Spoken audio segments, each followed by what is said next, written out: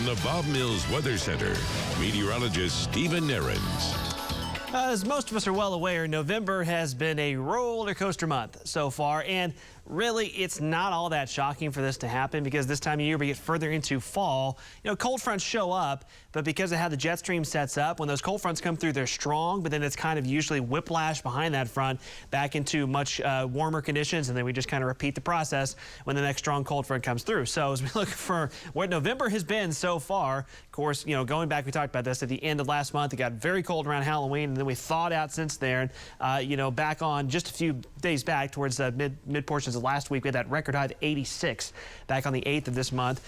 Next cold front came through, kind of knocked us back down, and guess what? Here we go again. Temperatures will continue to climb back above normal in the days ahead until our next cold front shows up. Having said all of that, as I mentioned earlier, it's been a spectacular last few days to be outside, and those fall foliage colors have been really, really good in a lot of spots. Alan Burrow always sends us some great shots. I got that picture over Lake Hudson over the weekend. Look at those colors. Megan, this great shot near Bartlesville. Now, you know, one of many spots we talked about, Osage Hill State Park in particular, there in Osage County, is well past its peak colors, but that doesn't mean other areas aren't still great. And again, near Bartlesville, you can see some great oranges showing up, and get the shot from Barbara in Broken Arrow. You get yellows, oranges, reds, all showing up in those trees there. So there's still a lot of great colors to be seen. As you know, this time of year, those leaves will continue to fall, and eventually some of those colors will fade. Now, as far as fall foliage reports, a lot of this comes from Oklahoma Tourism Department and those folks that are out at those local state parks reporting the colors. And as I mentioned, Osage Hill State Park, Sequoia State Park, Natural Falls have all been reporting that they're past their peak. Either the colors have really kind of turned brown in some spots or leaves have fallen. That doesn't mean all the trees are, but that just kind of means they're past what's typically their peak fall colors. Greenleaf State Park still been reporting some peak colors, and down in southeastern Oklahoma.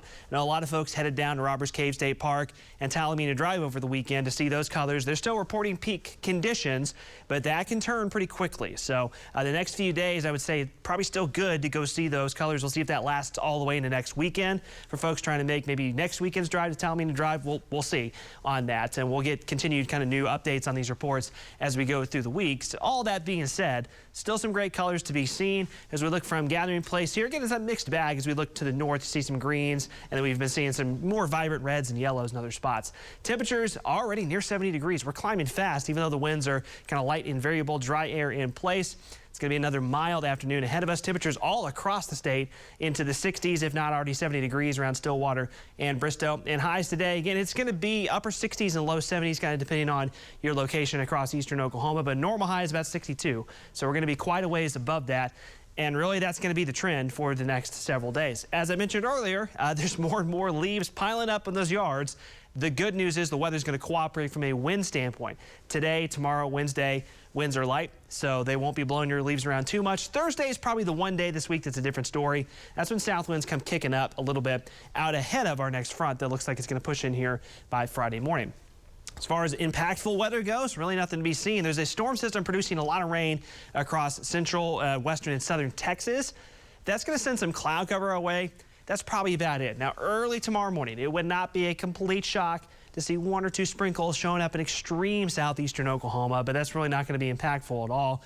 Otherwise, tomorrow is more the same. Highs upper 60s to near 70 degrees with plenty of sunshine. Wednesday into Thursday, we'll kind of keep this rolling here. Again, chilly in the morning, mild in the afternoon. So we're going to continue throughout most of the week with kind of that wardrobe shifting weather where it's a coat or a jacket in the morning and then close to, if not t-shirt weather, for the afternoon hours. That continues Wednesday. That continues Thursday as well. Late in the week, as we head towards Friday morning, our next cold front is showing up. That will knock the temperatures back a little bit. Not a drastic drop in temperatures, but I think we'll cool a little bit back into the 60s Friday into Saturday. By the end of the weekend, again, I guess, as I mentioned earlier, we're drying out pretty fast. We need some rain. And right now, it looks like our next best chance for that is a system that's showing up by Sunday, potentially into next Monday.